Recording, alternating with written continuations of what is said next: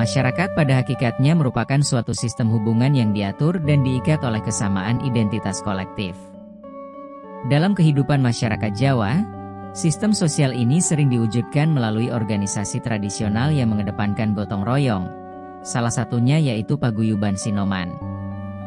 Kota Surabaya sebagai kota metropolitan memiliki dinamika pembangunan yang pesat. Wilayah Kecamatan Dukuh Pakis, khususnya daerah Pradah Indah, Kelurahan Pradah Kalikendal, saat ini telah menjadi pusat permukiman yang dikelilingi kawasan modern. Arus modernisasi sering menjadikan masyarakat kota lebih individualis.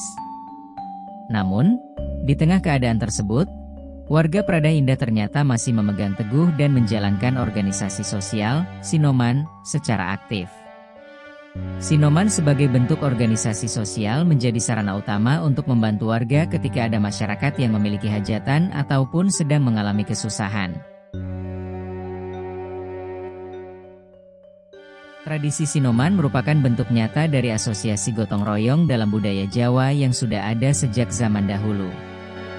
Kata Sinoman berasal dari kata anom, yang menunjukkan kumpulan para pemuda atau anak-anak muda dalam suatu desa. Mereka semua bekerja dengan ikhlas tanpa meminta bayaran berupa uang, karena dasarnya adalah rasa persaudaraan dan sistem timbal balik. Menurut Pak Alan, Sinoman adalah bahasa Jawa yang berarti bentuk gotong royong dan kerjasama yang dilakukan oleh pemuda-pemudi. Kegiatan ini dilakukan dalam rangka kegiatan hajatan untuk membantu warga mensukseskan acara tersebut.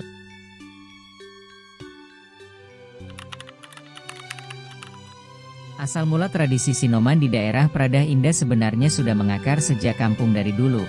Dalam keadaan kampung masih sangat guyup dan fasilitas komersial seperti jasa catering belum ada. Oleh sebab itu, apabila ada warga yang memiliki hajatan besar dan mengundang banyak tamu, warga tersebut tentu tidak akan mampu menangani sendiri. Dari rasa, sambatan, meminta tolong, para pemuda di gang tersebut memiliki inisiatif berkumpul menjadi satu membentuk panitia kecil untuk membantu seluruh urusan acara agar berjalan lancar. Lama-kelamaan, inisiatif spontan ini menjadi kebiasaan yang melembaga. Hingga sekarang, walaupun zaman telah maju, tradisi ini terus berjalan dan fungsinya melebur dalam organisasi resmi kampung, yaitu Karang Taruna tingkat RT. Menurut Pak Alan, ada koordinator atau ketua Sinoman yang berkomunikasi dengan pemilik hajatan untuk persiapan acara.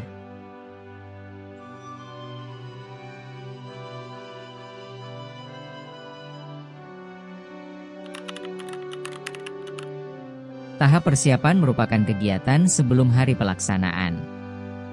Biasanya warga yang akan memiliki hajatan akan datang ke rumah ketua RT dan mengundang perwakilan pemuda, pengurus Karang Taruna, untuk mengadakan rapat kecil yang sering disebut Kumbokarnan. Dalam rapat ini, pihak yang memiliki hajatan meminta bantuan secara resmi. Di sini, panitia kecil dibentuk dan tugas dibagi rata. Siapa yang menjadi penerima tamu dan pembawa makanan, siapa yang menjaga buku tamu, dan yang paling krusial di daerah Pradah Indah yaitu siapa yang menjadi seksi keamanan dan parkir. Karena di wilayah tersebut sangat ramai sehingga harus diatur agar jalan tidak mengalami kemacetan total.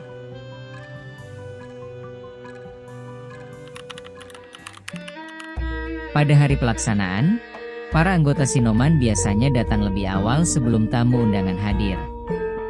Ketika acara dimulai, mereka langsung bergerak menjalankan tugas masing-masing. Kelompok peladen mengatur tempat duduk tamu dan menyediakan minuman serta makanan ringan menggunakan baki dengan cepat tetapi tetap hati-hati. Gaya komunikasi mereka unik, bahasa yang digunakan seringkali campuran antara bahasa Jawa Surabayaan yang lugas, tetapi tetap menunjukkan unggah-ungguh dan sopan santun kepada tamu yang lebih tua. Menurut Pak Alan, Sinoman saat ini sering diwakili oleh Karang Taruna atau pemuda di wilayah tersebut. Mereka membantu sesuai kebutuhan pemilik hajatan, seperti menjaga parkir dan menyiapkan makanan. Sinoman juga membantu mengambil sisa makanan dan piring hingga acara selesai. Sinoman biasanya mengenakan busana yang rapi dan sopan saat membantu menyiapkan tenda dan peralatan. Setelah acara selesai, ketika tamu sudah pulang, tugas Sinoman belum berakhir. Inilah perbedaannya dengan pekerja bayaran. Para pemuda tersebut masih berkumpul secara gotong royong merapikan kursi, menggulung karpet, membongkar terop, menyapu halaman, mencuci piring, dan mengembalikan seluruh perlengkapan ke gudang inventaris RT. Acara biasanya diakhiri dengan makan bersama keluarga yang memiliki hajatan sebagai bentuk rasa syukur, dan para pemuda biasanya diberi berkat atau rokok sebagai tanda terima kasih. Manfaat Sinoman ternyata jauh lebih dalam daripada sekadar membantu tenaga bagi orang yang memiliki hajatan agar menghemat biaya. Yang paling utama, tradisi ini menjadi wadah untuk menjaga integrasi dan solidaritas sosial antar warga. Tradisi ini mendorong para pemuda di daerah Prada Indah agar tetap bersosialisasi, memahami tata krama, dan tidak menjadi generasi yang individualis ataupun sibuk dengan gawai masing-masing. Selain itu, terdapat hukum sosial tidak tertulis tetapi disegani, yaitu falsafah, oras rawung, rabi musung, artinya, jika tidak pernah ikut rewang Sinoman, nanti saat menikah tidak ada yang mau datang membantu. Hal tersebut menciptakan tekanan sosial yang positif, yang menjadikan kerukunan dan ikatan batin antar warga kampung tetap terjaga hingga sekarang.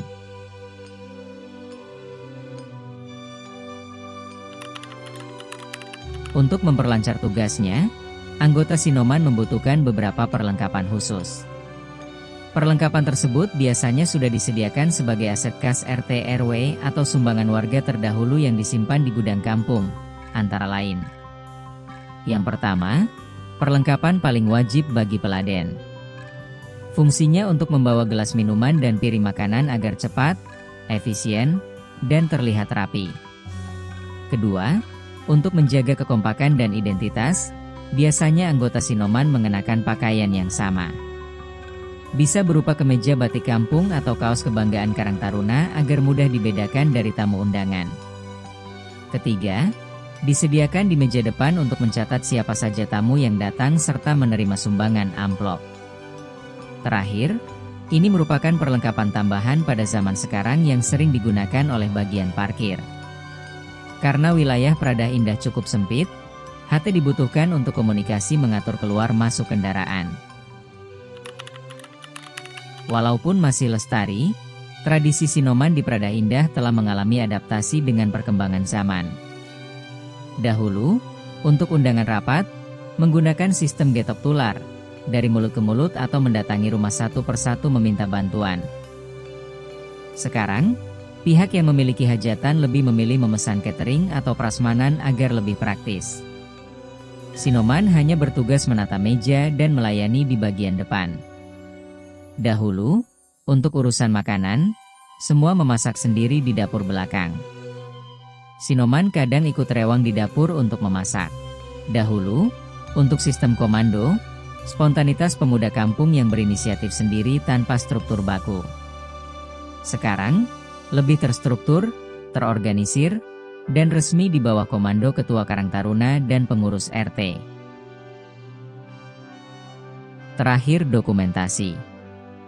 Dahulu, hanya disimpan dalam ingatan, sangat jarang ada foto karena kamera masih mahal. Sekarang, setiap kegiatan sering difoto atau direkam menggunakan ponsel, lalu diunggah ke media sosial, seperti Instagram atau TikTok kampung, sebagai kebanggaan.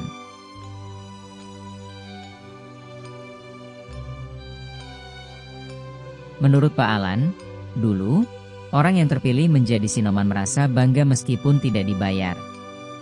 Stigma bagi anak muda yang tidak ikut Sinoman adalah dianggap malas.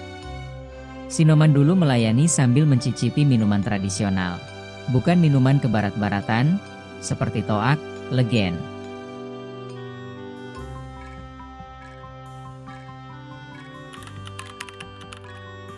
Cara melestarikan tradisi ini di Prada Indah dilakukan melalui proses regenerasi yang disengaja. Pengurus kampung dan warga yang lebih tua selalu mengajak dan melibatkan para remaja agar ikut berkumpul dalam Karang Taruna dan terjun langsung dalam kegiatan Sinoman. Selain itu, tokoh masyarakat terus mengingatkan nilai oras rawung, rabi musung, sebagai pengingat bahwa hidup di kampung memang membutuhkan orang lain. Menurut Pak Alan, tradisi Sinoman masih ada di Prada Indah, khususnya RT 6, terkadang menyesuaikan dengan keinginan pemilik hajatan. Pak Alan tetap menggunakan Sinoman dalam acara hajatan di wilayahnya. Sosialisasi dan edukasi tentang Sinoman sangat penting untuk mencegah punahnya budaya gotong royong. Gotong royong memiliki manfaat fundamental bagi lingkungan, masyarakat, keluarga, dan diri sendiri. Tanpa komunikasi dan edukasi terkait kebudayaan, budaya yang digagas nenek moyang akan punah. Penting untuk berhati-hati dalam membahas budaya dan agama agar tidak terjadi kesalahpahaman. Tradisi Sinoman di daerah Pradah Indah, Surabaya, merupakan bukti nyata dan empiris bahwa teori organisasi sosial menurut Koen Jaraningrat masih hidup, berjalan, dan relevan meskipun berada di tengah hiruk-pikuk kota metropolitan. Sinoman bukan hanya tentang membantu hajatan secara fisik atau menghemat tenaga, tetapi juga menjadi wadah penting untuk menjaga prinsip rukun dan gotong royong. Walaupun telah terjadi perubahan pragmatis dari segi penggunaan teknologi komunikasi, WhatsApp, alat komunikasi, HT, dan cara penyediaan makanan, catering, nilai dasar gotong royong tidak mengalami pelunturan. Tata pelaksanaan yang berjalan tertib mulai dari tahap persiapan, pelaksanaan, hingga penutupan acara membuktikan bahwa rasa guyub rukun tetap lestari. Semua hal tersebut dapat berjalan karena adanya kesadaran kolektif dari para pemuda dan dukungan penuh dari pengurus kampung untuk melaksanakan regenerasi. Dengan demikian, tradisi Sinoman di daerah Pradah Indah berhasil beradaptasi dengan perkembangan zaman tanpa kehilangan jati dirinya sebagai warisan luhur masyarakat Jawa.